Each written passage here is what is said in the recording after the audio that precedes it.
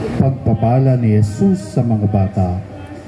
Dinala ng mga tao sa Panginoon ang maliliit na bata, ngunit sinaway sila ng mga apostol. Ngunit nang ito'y makita ni Jesus, nagalit siya at sinabi sa kanila, "Hayaan ninyong lumapit sa akin ang maliliit na bata, sapagkat sa ganito nauukol ang kaharian ng Diyos. Ang sinumang hindi tumanggap sa kaharian ng Diyos na tulad ng isang maliit na bata ay hindi makakapasok doon." At sa kanya sila binasbasan.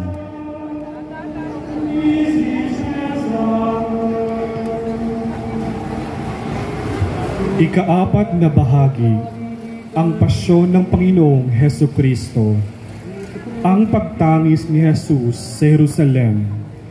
At sinabi sa Ebanghelyo ni San Lucas, nang malapit na si Jesus sa Jerusalem at natatanaw niya ang lungsod, ito'y kanyang tinangisan. Sinabi niya, "Kung nalalaman mo lamang sa araw na ito kung ano ang makapagdudulot sa iyo ng kapayapaan.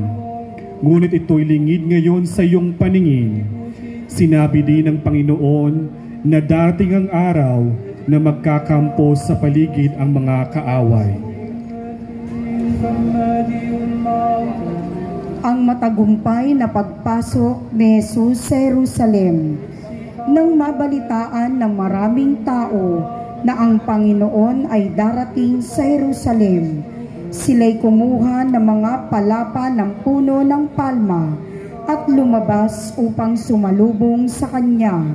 Sumigaw sila, "Hosana, mapalad siya na dumarating sa pangalan ng Panginoon, ang Hari ng Israel."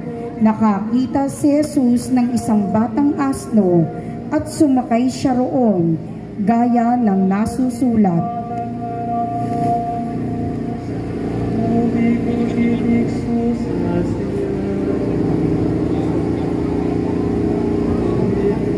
Si Jesus ay hinanap ng mga Griego.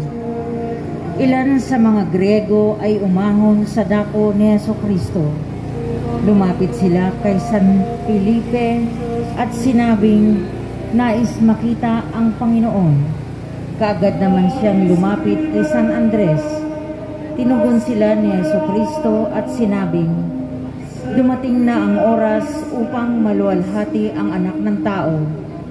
Katotohanang sinasabi ko sa inyo, kapag ako ay maitaas na mula sa lupa, ay ilalapit ko ang lahat ng tao sa akin."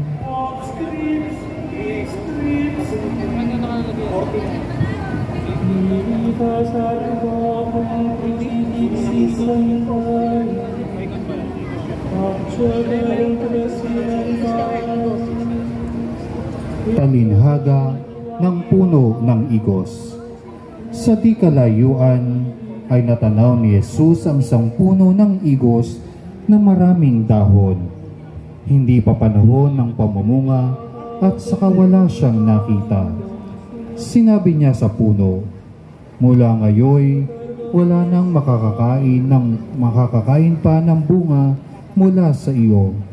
Kung paano nalalaman ng mga alagad ang paparating na tag-init dahil sa puno, nais ng Panginoon na maging pamilyar din sila sa kanyang mga salita at pagbabalik.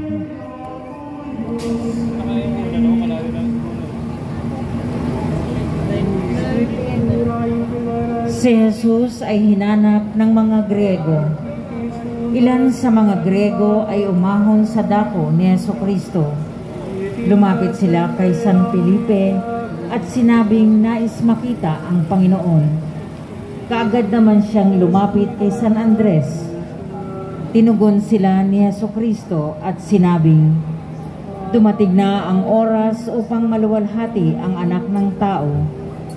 Katotohanang sinasabi ko sa inyo, kapag ako ay maitaas na mula sa lupa, ay ilalapit ko ang lahat ng tao sa akin."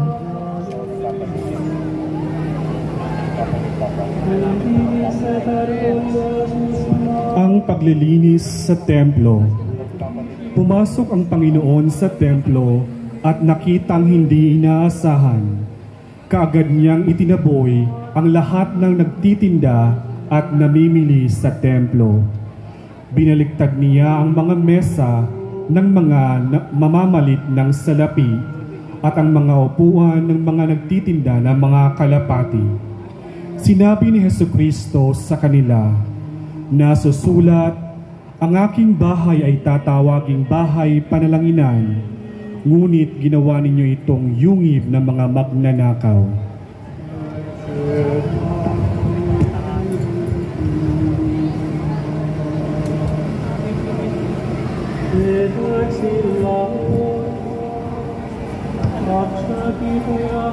Ikaapat na bahagi, ang pasyon ng Panginoong Hesukristo.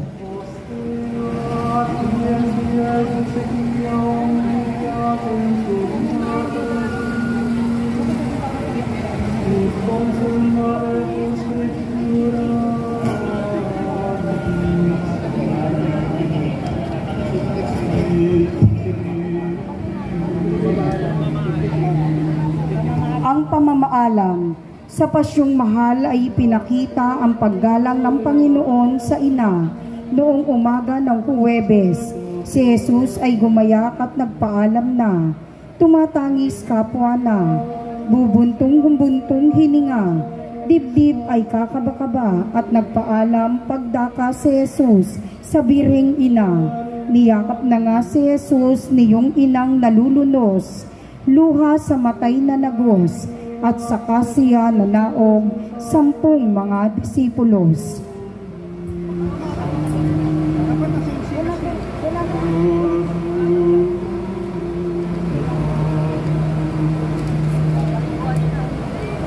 Ang paghuhugas ng paa ng mga apostoles.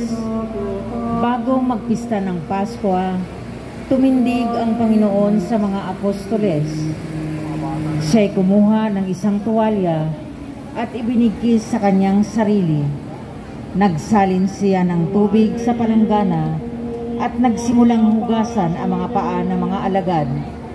Sinabi ni Jesus kay Pedro na nauna, "Ang ginawa ko'y hindi mo pa nauunawaan, ngunit malalaman mo pagkatapos ng mga ito."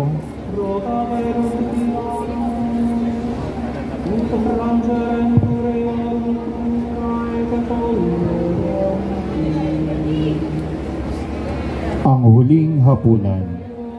Bilang paggunita sa pista ng Pasko, ayon sa batas ni Moises at sa kagustuhan ng Panginoon na itatag ang sakramento ng banal na Eucharistia.